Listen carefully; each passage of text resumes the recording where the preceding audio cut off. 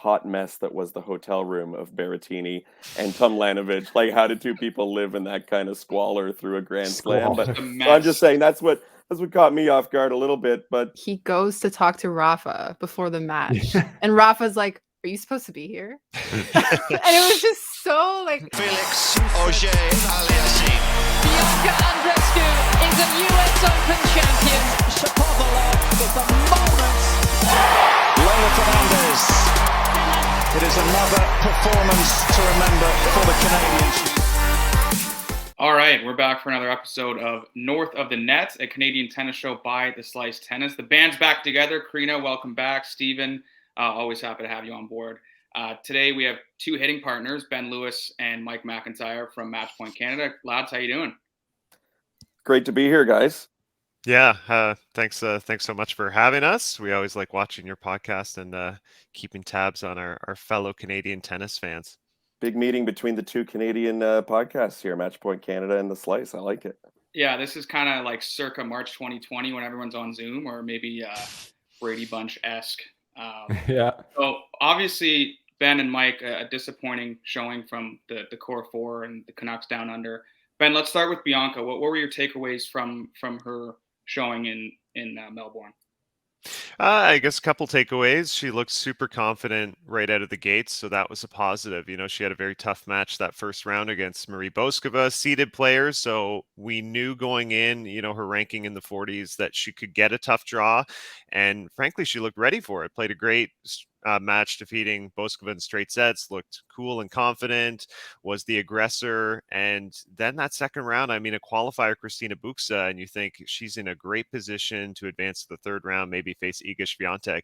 And the wheels fell off a little bit in the match. She looked like she had under control. She was up a set and a break.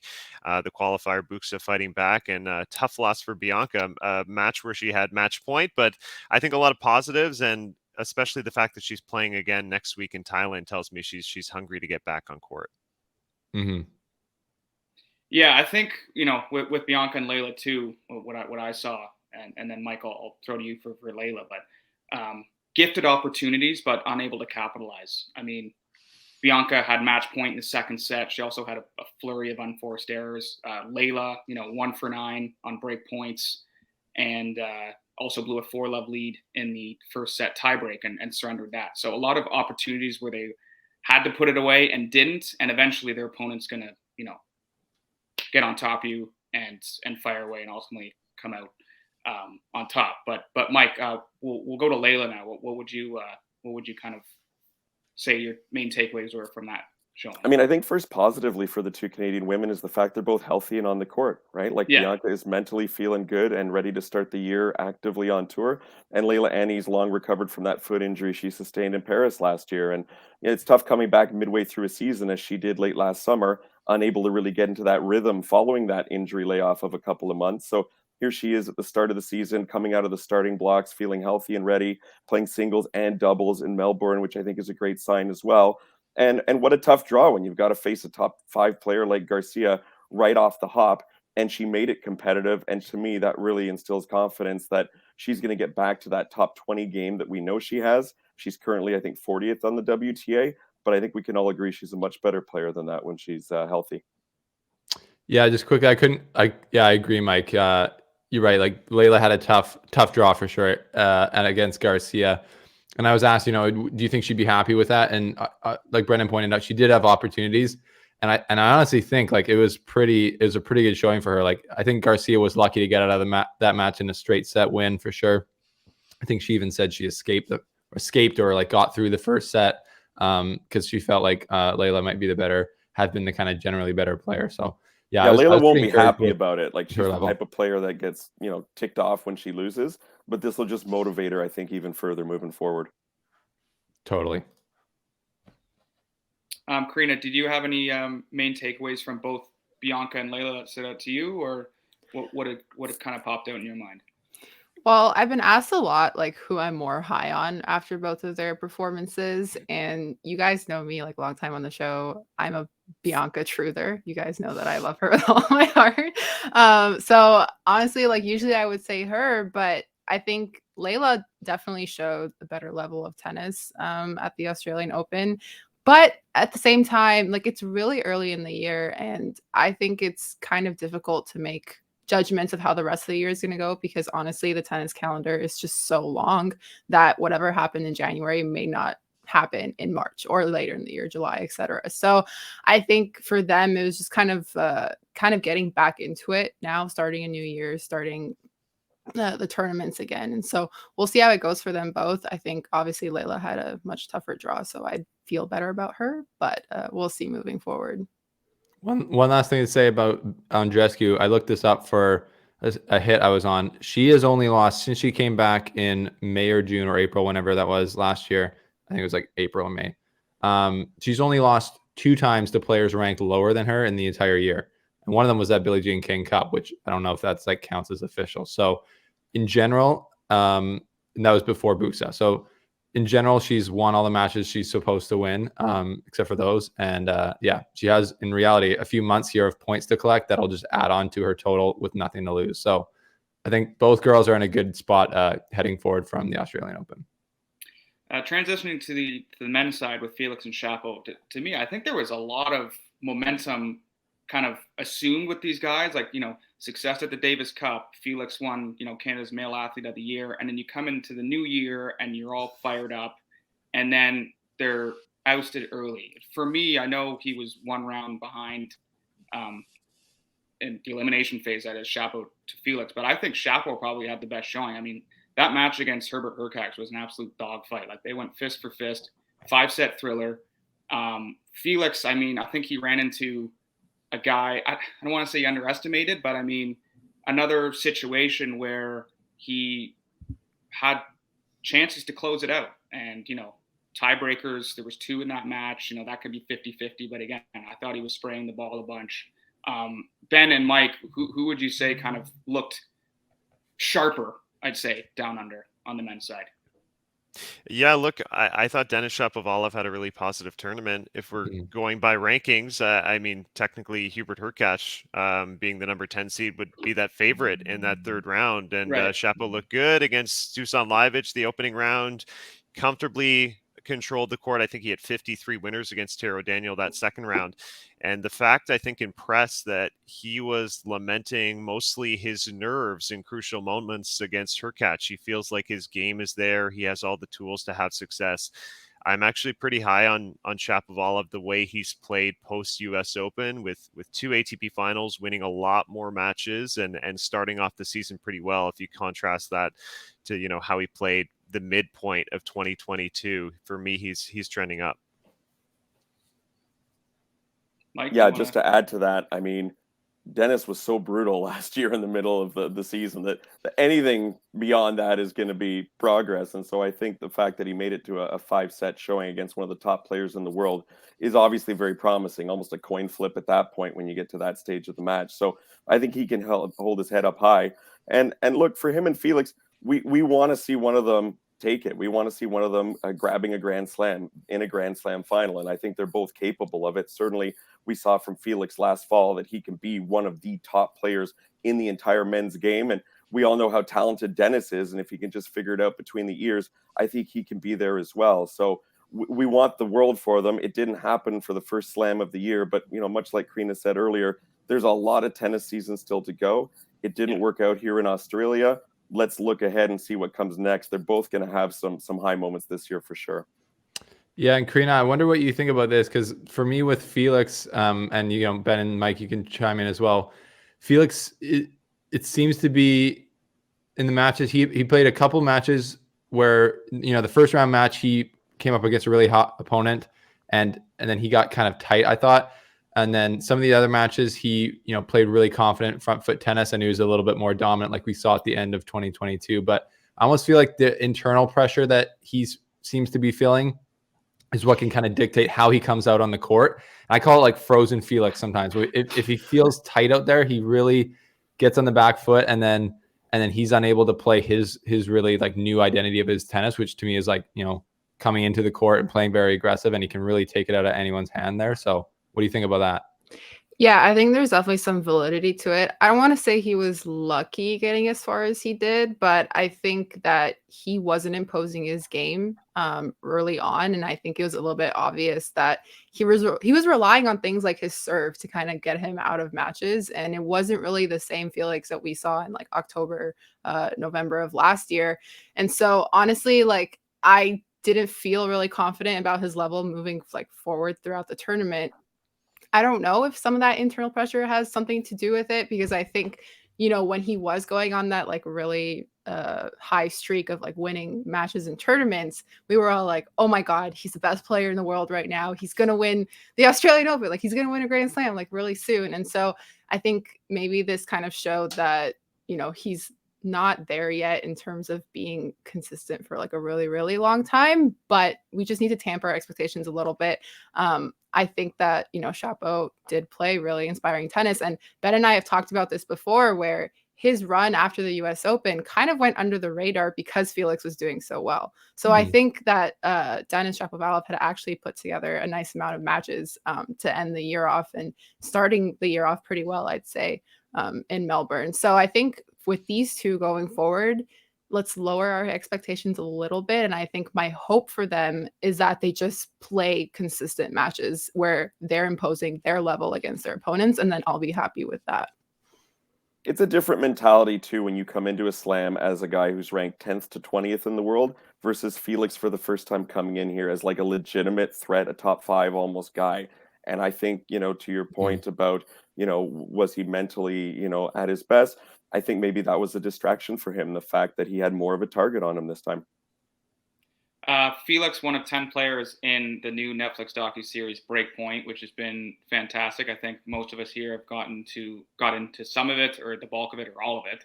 I think it's fantastic, especially for a fan, a sports fan who typically doesn't get into tennis. I mean, I had a lot of buddies, I was saying to Steven last episode, that were like, you got to watch Drive to Survive. It's great. You'll get into racing. And it's the same producers of Drive to Survive who did Breakpoint. And it's really well put together, well crafted. But of course, the Netflix curse has been dominating social media channels, because 10 of the players featured were all ousted early. Now, it's worth noting injured. all pardon? Or injured, yeah. Or injured. Yeah, 2 of them, right? Ruud and Jabeur? Well, no, Kyrgios Tomljanovic. And I was going to say Tomljanovic, Isla, yeah. And Jabeur. Yeah. Or not Jabeur. So, anyway. Badosa, yeah. Badosa, okay. So all 10 of those players, though, any way you slice it, have been in the top 10 at least one point in their career. So coincidence or not, the Netflix curse is real. Start with you, Mike. Well, we spoke about this on Matchpoint Canada this week, podcast plug, and we talked about, Ben and I, how perhaps there was a little extra pressure and attention on these players as they were coming into the first slam of the year, with everybody buzzing about the new Netflix show. And not that they're not used to and accustomed to being celebrities and having focus on them as previous and current top 10 kind of players, but just maybe a little extra distraction as they're getting messages from friends and family, from fans talking about the show. And maybe that just took a little bit of focus away from them as they entered and prepared for this first slam. So I think there might have been something to it on some level. And certainly as the players started dropping, did the ones who were left over feel like, oh my goodness, am I next? Is it going to get me next? Right? Yeah. That's true. Yeah.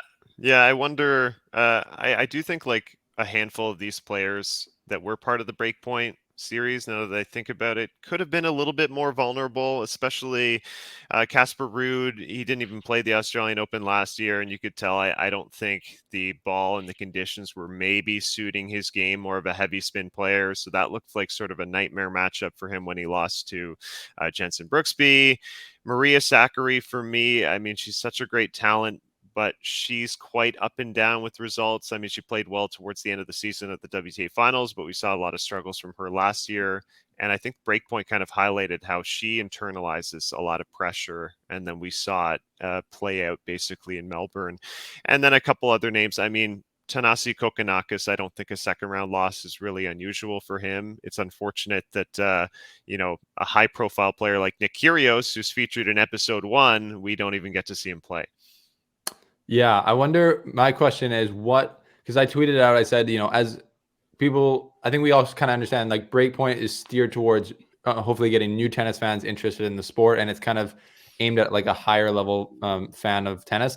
We're all obviously kind of tennis insiders and hardcores. So to me, there was only a couple of really interesting points in the series. One of them was when Taylor Fritz basically told off his coaches at Indian Wells, like Paul Annacone, who's coached Sampras and Federer, and he's like, I'm not listening to you. I'm going to play. His other coach, Michael Russell's like, don't play. It's not a good idea. And he's like, I'm playing. Just like literally might as well stop talking to me. We're wasting time. I'm playing. And his physio was like, don't, like, this is bad. Like, terrible idea. He plays and he like went and beats Rafa in the final. That's pretty shocking to me. I didn't know that it all went down until I saw the Netflix series. And then yeah, like, I don't know, what was there anything juicy that we could go around, including Brendan. Was there anything really juicy that stuck out of the series so far to you guys from what you've seen? To me, the Felix thing with Toni Nadal is like scandalous almost. Like, Toni Nadal like kind of brings it on himself because he likes to talk. Clearly, he likes to do these interviews, but like if he just said nothing like about like, I don't want my player to win, I want my nephew to win who's not paying me anymore, no one would have, built it up as much. But he literally goes out there and says, like, yeah, I know Felix is paying me, but I'm cheering for my nephew, and I'm not going to tell Felix how to beat my nephew. It's like, that was crazy. Do you know when I lost it at that point? When he goes to talk to Rafa before the match, and Rafa's like, are you supposed to be here? And it was just so like, I was like, oh my God, the tension. He's like, yeah, it's fine. Don't worry. Rafa's like, well. Rafa looks so mad, but yeah, that was wild. I think Fritz was definitely the most enticing one, just because obviously everyone loves an underdog story, but you have to start with Kyrgios in episode 1 just to like allure an average sports fan in. Like that was like there's no better player to start on, like the most volatile player in sports, and the bad boy of tennis. So that right away, and like for us 5, like we're gonna be hooked right away, but like that for an average sports fan, that'll just allure you in instantly. Well, to be honest, like not to like clash with you, but I found the first episode to be a bit underwhelming. I thought that it started off a bit slow. I think we all kind of know Kyrgios is the bad boy of tennis, and I don't really think like the first episode showed us anything that we weren't really familiar with. I will say I do like all the baby photos of the players. Like I think they're adorable. But honestly, like the episode that stood out to me the most was the one with Maria Sakkari. I thought the way that she opened up to us about like just saying like she retired for 4 days at one point last year just because of like what she was feeling. Like it sounds funny, but it's actually not. Like, and I think like the biggest thing for me was just seeing like how these players, like even Paula Badosa, were just like opening up to us in ways that we can't really get that much from like pressers and things like that. So I thought it opened up another better perspective for us to kind of understand what they're going through. The biggest shock to me thus far, and I've only watched 3 of the 5 episodes, was the hot mess that was the hotel room of Berrettini and Tomljanovic. Like, how did 2 people live in that kind of squalor through a Grand Slam? But so I'm just saying that's what caught me off guard a little bit. But I agree they could have started with more of a bang in that Nick Kyrgios episode. It almost felt like Kyrgios light to me. I don't think they highlighted enough of. But for us, it would be. But for the like conflict with other players, right? Like, yeah, I think they could have done a better job there. And tennis players are kind of notorious for being so nice and kind of polite for the most part. I think we need to see a little more friction, like in that Drive to Survive series between the drivers and teammates even. And I think they need to play that up if you want to bring more new fans to the table here. Yeah, I think it's tough. Like it's from an editorial perspective, like the tennis tour, in my opinion, has enough drama, like just in the actual storyline of it, like especially with Nadal winning like the Australian Open, like that would have been more dramatic if they actually followed his winning of the Australian Open rather than like Kyrgios, who kind of did nothing at the Australian Open last year. But yeah, I agree. Like it's I would like to see like, but they have to stick to one players, I guess, and they pick these players, and to be honest, to me, like Sakkari's a little bit of a snooze fest out there. Like there's not that much going on. Like she's freaking out herself, like in her own matches, like, but she's not really into like the full on drama of the tour. But yeah, I think it was cool. It's just hard to do it in a way that is going to satisfy both bringing new people into the sport and tennis hardcores like us, I think. But I think it's cool that it's happening for sure. Mm-hmm. All right, moving to predictions. 6 players remaining. Down under, we got Rybakina and Sabalenka on the women's side, and then we got Khachanov and Tsitsipas later tonight, and then we got Joker and Tommy Paul. Tommy Paul, excuse me. T-Pain. Sorry, Rublev. Yeah, T-Swizzle. Djokovic is just different right now, man. He's dropped a single set, just in a tie break, so that's a coin flip. He basically said good morning, good afternoon, good night to Dimitrov and Rublev, and was like, all right, rolled through them, and it's just like an easy list of jokers once again. His title. I would be stunned if Novak doesn't win this title. I mean, the fact that we're trying to remember who he has to face in the semifinals probably tells you the chances of Tommy Paul going into that match.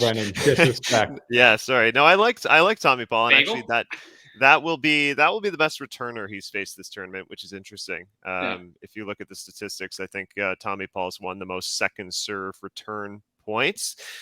So can he give Djokovic any problems in that regard? I mean, he's going to have to serve absolutely lights out, play the match of his life. Maybe if he plays the match of his life, he can win a set. I just can't conceive him winning this tennis match unless, Djokovic fully tears his hamstring on a certain stretch or something like that.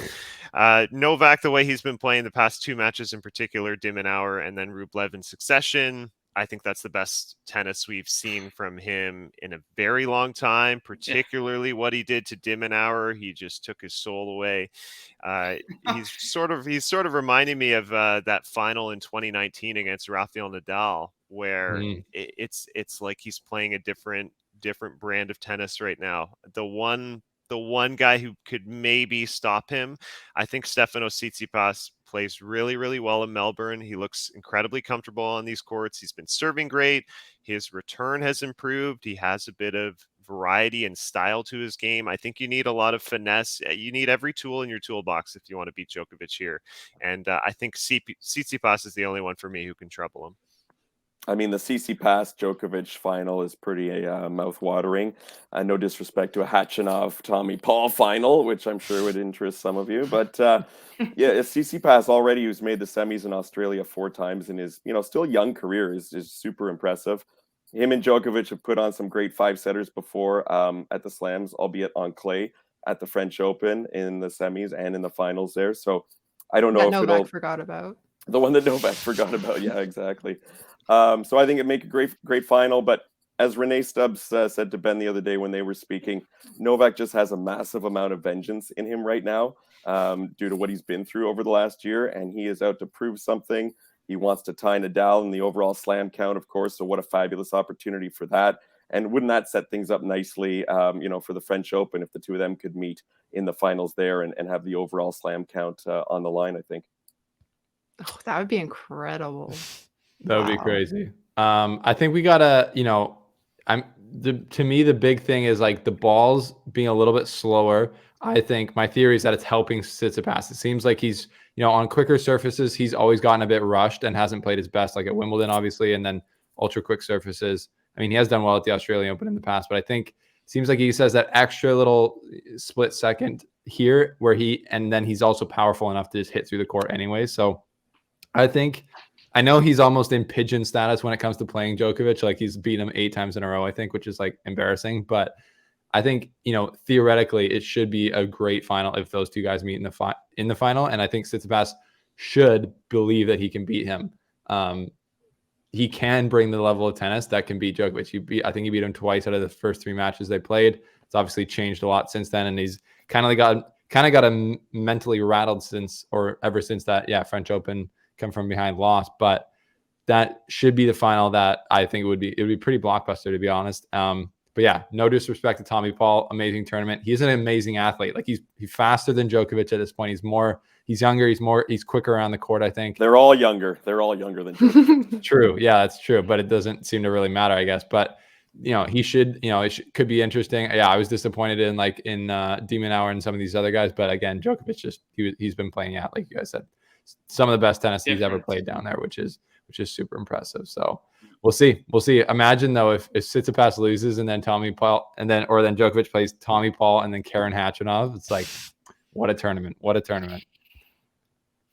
And then on the women's side too, Rybakina and Sabalenka, obviously head-to-head, Sabalenka owns the record 3-0, but like Rybakina's run to the final has been incredible. Like knocked off Swiatek, world number 1 in straight sets.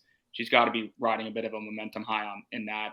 Do you think this goes the distance, Mike and Ben, or do you think Sabalenka can take, not easily, but do you think Sabalenka, given her experience, she can roll with this one?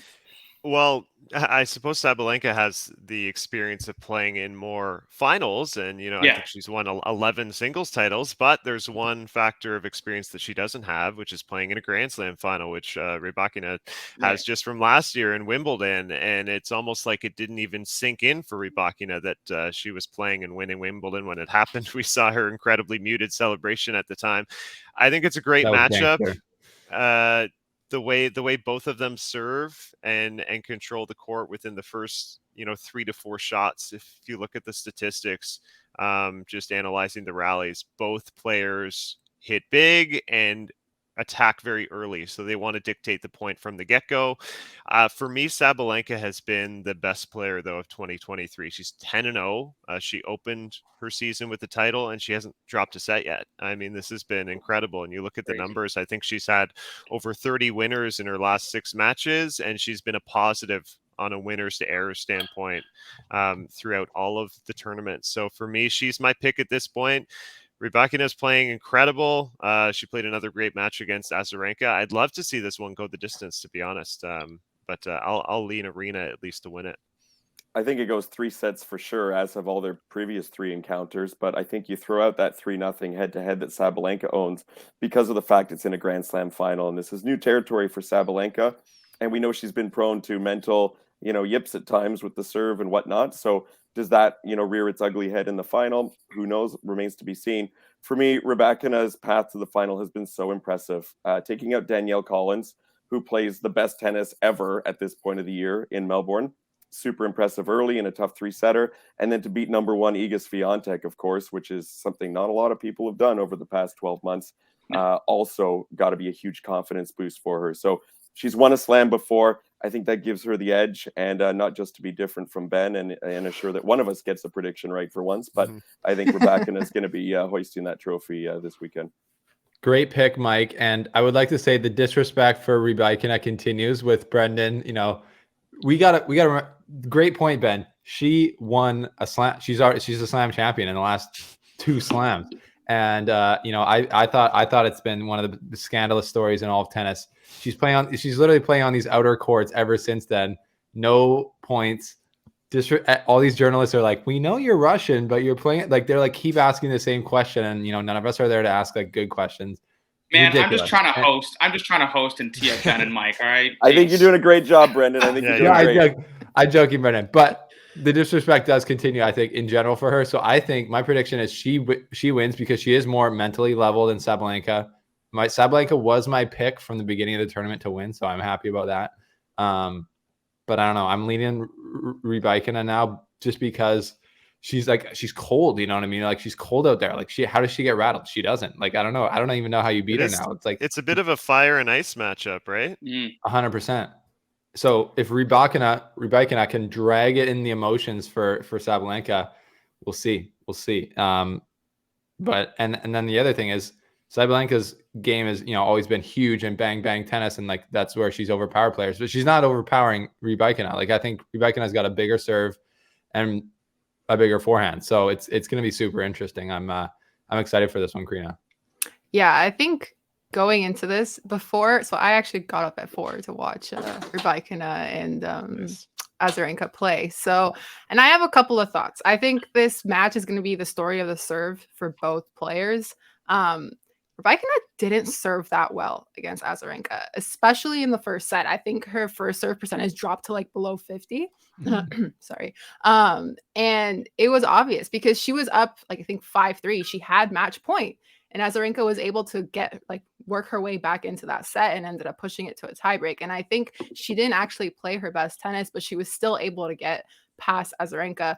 I think against Sabalenka, just based on like how Sabalenka's been playing till now, I think she's been playing amazing, and she hasn't dropped a set yet. So I think that's going to be super important as well, because I know you guys are saying like it's going to go 3 sets, and I think that would be my gut feeling too. But I think none of these players want it to go 3 sets, because if it goes 3 sets, I don't think they're as confident to take that last one. So I think one of them will take it in straight sets, but it's going to be the person that serves better. Stat here, I was just looking at the Azarenka versus Rybakina, like you just mentioned, Karina. So Azarenka only won 22% of her second serve points, and she served 27 second serves. So Rybakina was absolutely standing there and just mashing those. So, you know, the serve yips, could we all not see the serve yips coming in? Sabalenka trying to win her first ever major, pressure, big time pressure. And then she starts missing first serve, and then Rybakina is just sitting there like slapping like second serve returns. Like, I don't know. I could see some fireworks happening. So I'm excited. I'm almost more excited for that final than either of the men's semifinals. Also, sorry, one last thing. But during the Rybakina Azarenka match, Rybakina's coach was like literally yelling at her the entire time.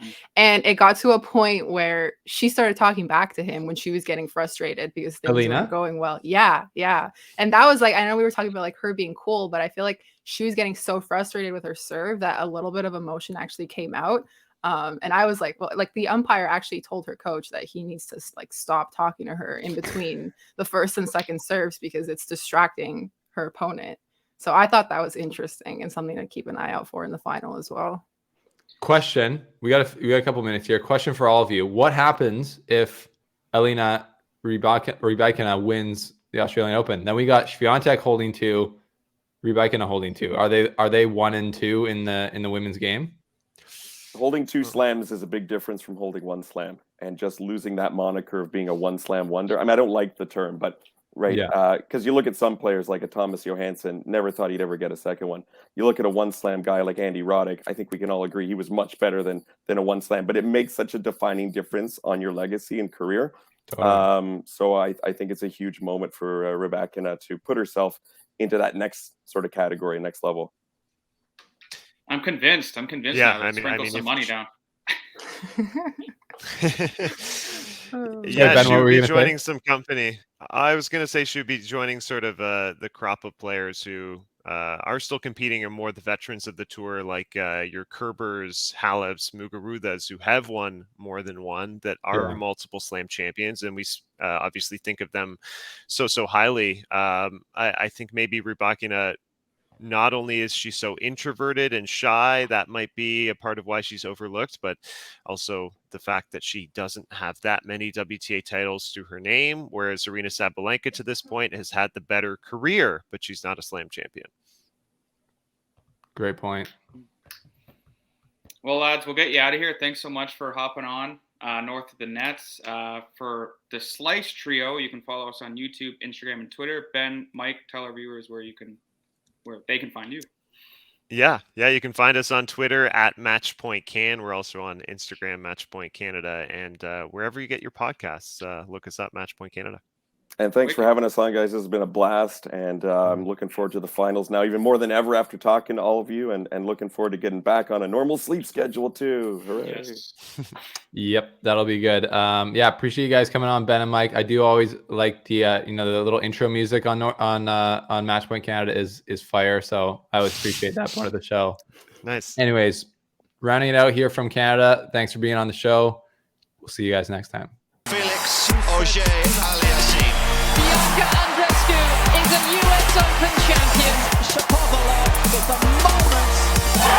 Leila Fernandez. It is another performance to remember for the Canadians.